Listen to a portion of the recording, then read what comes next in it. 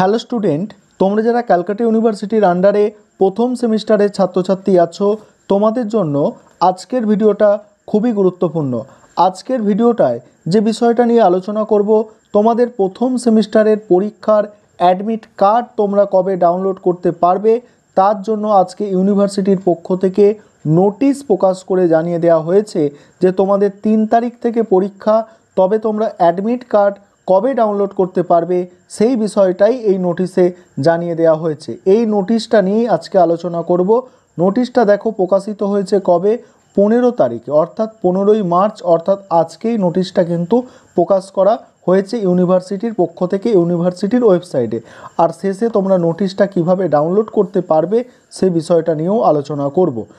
নোটিশের বিষয়বস্তু কি আছে দেখো, নোটিশের বিষয়বস্তু আছে যে তোমাদের ডেট, ওই যে ফর্ম ফিল আপের ডেট, পরীক্ষার যে ফর্ম ফিল আপ, প্রথম সেমিস্টারের পরীক্ষার ফর্ম ফিল আপ, সেই ডেটটাকে কি করা হয়েছে, এক্সটেনশান করা হয়েছে। অর্থাৎ তোমাদের সিসিএফ সিলেবাস অনুযায়ী তোমরা যারা প্রথম সেমিস্টারের ছাত্রছাত্রী আছো, তোমাদের পরীক্ষার ফর্ম ফিল আপের তারিখটাকে একটু বাড়ানো হয়েছে।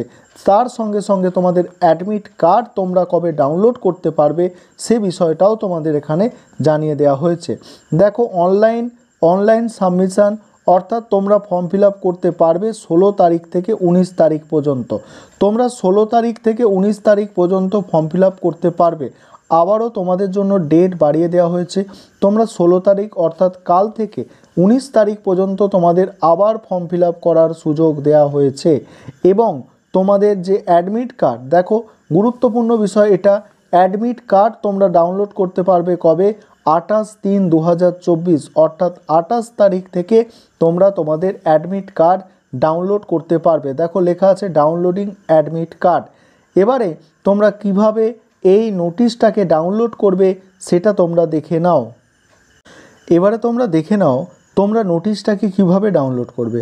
নোটিশটাকে ডাউনলোড করার জন্য তোমাদের মোবাইল ফোন থেকে যে কোনো ব্রাউজারে, ক্রোম ব্রাউজার বা যে কোনো ব্রাউজারে তোমরা কি করবে, গুগলটাকে ওপেন করে নেবে। আমি গুগলটাকে ওপেন করে নিচ্ছি ক্রোম ব্রাউজার থেকে। তারপরে যেখানে সার্চের জায়গা আছে সেখানে CU লিখে সার্চ দেবে। সার্চ দিয়ে নিচের দিকে স্ক্রল করে চলে আসবে। দেখো আমি ঠিক যেভাবে স্ক্রল করে নিচের দিকে চলে আসছি, এইভাবে চলে আসবে। চলে আসার পরে exam.net সেখানে একটা দেখতে পাবে এবং এক্সাম নোটিশ বলে একটা ছোট্ট করে লেখা আছে দেখবে।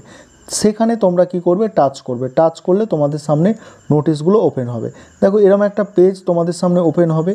এরকমভাবে নিচের দিকে টেনে একবার রিফ্রেশ করে নেবে। রিফ্রেশ করে নেওয়ার পরেই তোমরা নোটিশগুলো দেখতে পাবে। দেখো 15 তারিখে দুটো নোটিশ প্রকাশ করা হয়েছে।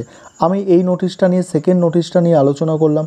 প্রথম নোটিশটা কি আছে, প্রথম নোটিশটা তোমরা যারা বিকমের ছাত্রছাত্রী আছো, তোমাদের পরীক্ষার আবার রুটিন কিন্তু প্রকাশ করা হয়েছে। এটাকে আবার কিছুটা মডিফাই করে প্রকাশ করা হয়েছে তোমরা যারা বিকমের স্টুডেন্ট আছো।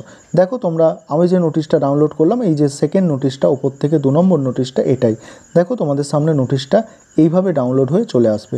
দেখতেই পাচ্ছ, এটা নয়, আমি একবার ব্যাক করে দেখাচ্ছি, তার ওপরের নোটিশটা আছে, অর্থাৎ এই নোটিশটা তোমাদের আমি আলোচনা করলাম। দেখে নাও, নোটিশটা তোমরা দেখতে পাচ্ছ, এই নোটিশটাই তোমাদের সামনে আমি আলোচনা করেছি।